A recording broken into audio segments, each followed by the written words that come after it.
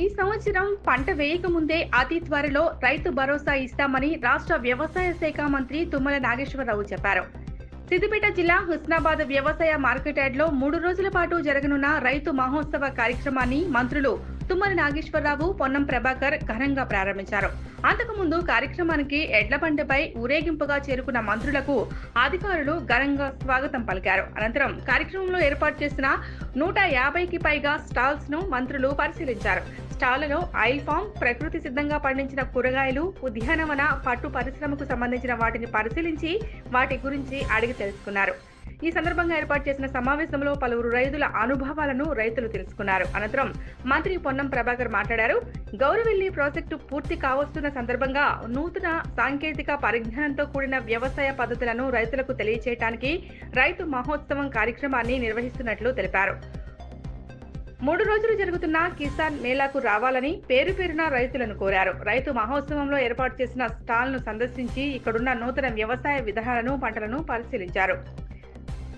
మారుతున్న వాతావరణ పరిస్థితులు, యాంత్రీకరణ, సేంద్రియ పద్ధతులపై రైతులకు అవగాహన కల్పించడం కోసం రైతు మహోత్సవ కార్యక్రమం రాష్ట్ర వ్యాప్తంగా రైతు మహోత్సవ కార్యక్రమాలను నిర్వహిస్తున్నట్లు వ్యవసాయ మంత్రి తుమ్మల నాగేశ్వరరావు తెలిపారు.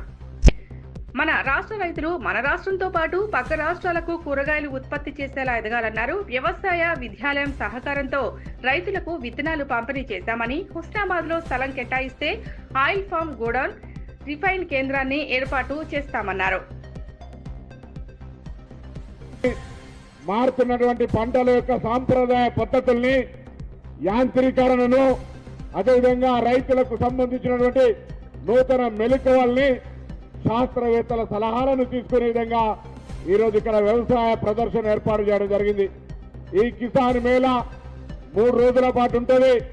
నేను హుస్నాబాద్ నియోజకవర్గంతో పాటుగా పక్కన కరీంనగర్ జిల్లా, సిద్దిపేట జిల్లా, జనగామ, హన్మకొండ జిల్లా రైతులు ఎవరైనా సరే ఇక్కడికి వచ్చి వ్యవసాయ శాస్త్రవేత్తలు, వ్యవసాయ అనుభవం ఉన్నటువంటి రైతులు, అధికారులు ప్రతిరోజు ఇక్కడ వారికి సంబంధించిన సబ్జెక్ట్స్ మీద రైతులకు చైతన్యం కలిగజేసే ప్రయత్నం జరుగుతుంది. ఈ పనులున్న రైతులకు దయచేసి అందరికీ పేరు పేరున ఆహ్వానం పలుకుతా ఉన్నా.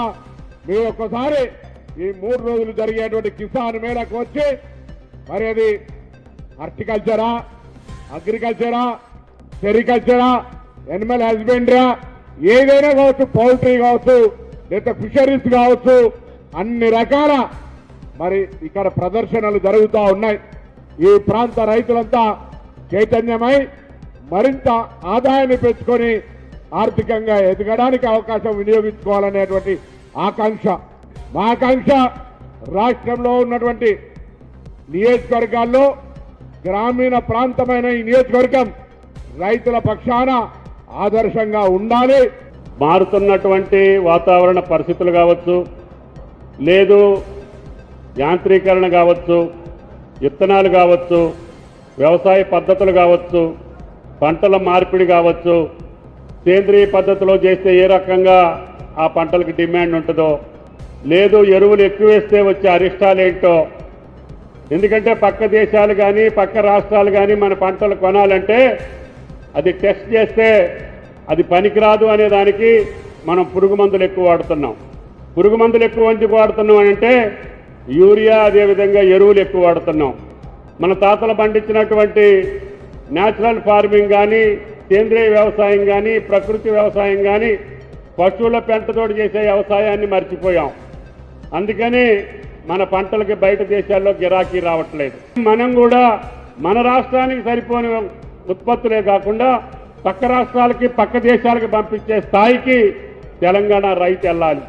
అందుకని ఈ సంవత్సరం రైతు భరోసా వాళ్ళ పంటలు వేయకముందే వాళ్ళ జేబుల్లోకి వెళ్ళాలి అని చెప్పి నిన్న ముఖ్య కార్యదర్శికి ఆదేశించారు.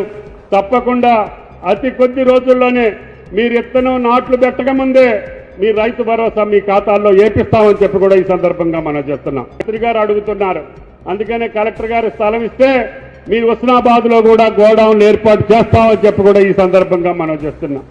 ఈ రకంగా మనకు కావలసినటువంటి ఆయిల్ ఫామ్ ఫ్యాక్టరీ కూడా మీకు దగ్గరలోనే వస్తుంది. ఇది రాష్ట్రంలోనే పెద్ద ప్రాజెక్టు.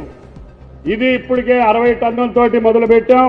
అది 90, 120 టన్నుల దాకా కూడా దాని కెపాసిటీ పెంచుకొని రిఫైనరీ చేసేది కూడా తెలంగాణలో లేదు.